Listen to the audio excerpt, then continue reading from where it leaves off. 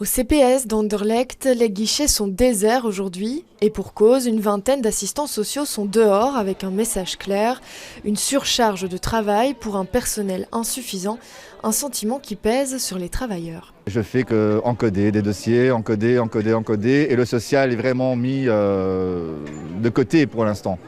Donc voilà, je viens au travail, ma profession. Je me demande, je pose la question, est-ce que je l'exerce encore? Le CPAS Anderlechtois compte une douzaine d'assistants sociaux manquants, un sous-effectif qui peut s'expliquer. Les assistants sociaux se font de plus en plus rares.